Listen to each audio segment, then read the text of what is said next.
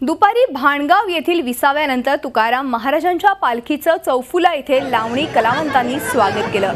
वारीच्या वातावरणामध्ये कलावंतही विठ्ठलमय झाले आणि त्यांच्याशी संवाद साधला आमच्या प्रतिनिधी अश्विनी पवार। दरवर्षीप्रमाणेच यावर्षी देखील तुकाराम महाराजांच्या पालखीचं स्वागत अंबिका सांस्कृतिक कला केंद्रामधल्या या सगळ्या ज्या कलावंत आहेत त्यांनी केलेलं आहे। माझ्याबरोबर आता जयश्री जाधव आहेत। काय सांगाल, दरवर्षी तुम्ही या वारकऱ्यांचं मोठ्या उत्साहात स्वागत करता, काय सांगाल? हा एक वेगळाच दिवस असतो। हा आमच्यासाठी म्हणजे वर्षातला मोठा सण आहे। जसा दिवाळी साजरा करतो तसा हा सण आहे आमचा।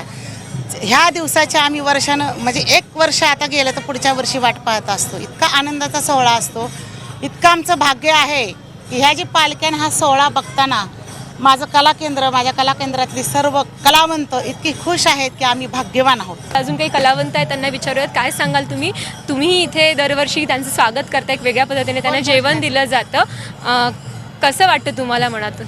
खूप छान वाटतं आम्हाला आणि एक असा वेगळाच अनुभव आहे ह्या गोष्टीचा। म्हणजे कधी ते एखाद्या वर्षातून देवाची पालखी येते आणि त्याच्यामध्ये एक आनंद भेटतो आम्हाला सगळ्यांना। कुठल्या अभंगामधून तुम्ही या सगळ्या भावना व्यक्त कराल?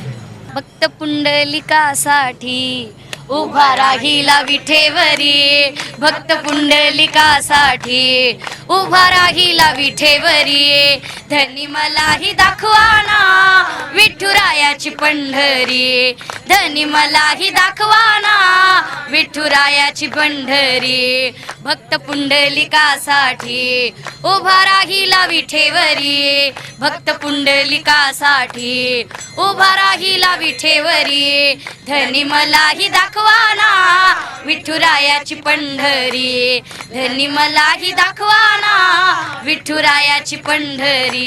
एकूणच आपण बघू शकतो की आजचा हा जो उत्साह आहे, सगळे जे वारकरी आहेत त्यांच्यासोबतच या सगळ्या कलावंत पंढरपूरला जायची इच्छा आहे, मात्र ते शक्य नसल्यामुळे या वारकऱ्यांमध्येच विठ्ठल बघून त्यांची सेवा करण्यामध्येच हे सगळे कलावंत आहेत, ते आज धन्यता मानताना दिसत आहेत। व्हिडिओ जर्नलिस्ट विद्याधर शिर्केसह अश्विनी पवार, झी मीडिया, केडगाव चौफुला।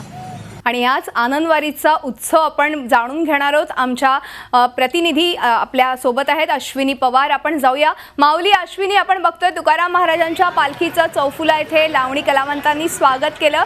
सध्या आता तिथे काय सुरू आहे, कसा हा उत्सव सुरू आहे? नक्कीच मधुरा, लावणी कलावंतांच्या आयुष्यामध्ये देखील हा एक वेगळा दिवस असतो। दरवर्षी अत्यंत आनंदाने आणि अत्यंत भावपूर्ण वातावरणामध्ये अगदी थोडाच वेळ तिथे पालखी असते, मात्र अगदी थोड्या वेळाकरता का होईना त्या सगळ्या जणी विठ्ठलमय झालेल्या दिसल्या। आता जी पालखी आहे ती चौफुल्यावरून पुढे मार्गस्थ झालेली आहे आणि पुढे आज वरवणच्या विठ्ठल मंदिरामध्ये या पालखीचा मुक्काम असणार आहे। आजची ही पालखी वरवण मुक्कामाहून उद्या रोटी घाटाकडे मार्गस्थ होईल आणि रोटी घाट म्हणजे तुकारामांच्या पालखी मार्गातला अवघड टप्पा मानला जातो। एकूणच वातावरण जे आहे ते ज्या ठिकाणी हे सगळे वारकरी पोहोचत आहेत त्यांचं स्वागत केलं जात आहे आणि होय होय वारकरी पाहे पाहे रे पंढरी, तुका म्हणे डोळा विठू बैसला सावळा, असंच एक जे वातावरण आहे ते इथल्या वारकऱ्यांमध्ये तर दिसूनच येत आहे।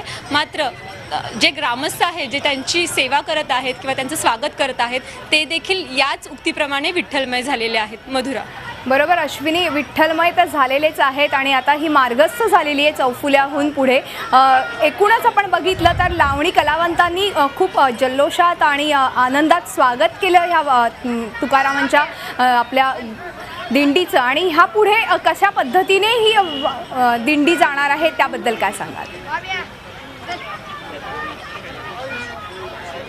मधुरा, चौफुल्याला लावणी कलावंतांनी स्वागत केल्यानंतर केडगाव चौफुला जे आहे त्या ठिकाणी संध्याकाळच्या विसाव्यासाठी पालखी थांबलेली होती। एक तास देखील या ठिकाणी भक्तांनी जे आहे किंवा येथील जे ग्रामस्थ आहेत त्यांनी गर्दी केली होती दर्शनासाठी। त्यांचं दर्शन झाल्यानंतर ही जी पालखी आहे ही वरवणकडे रवाना झालेली आहे आणि आजचा मुक्काम जो आहे तो पालखीचा वरवण येथे असेल। संध्याकाळी त्या ठिकाणी समाज आरती होईल, त्या ठिकाणी हरिपाठ होईल आणि उद्या सकाळी ही पालखी पाटसला सकाळच्या विश्रांतीसाठी थांबेल आणि त्यानंतर रोटी घाटाकडे मार्गस्थ होईल। मधुरा, धन्यवाद अश्विनी या संपूर्ण माहितीबद्दल।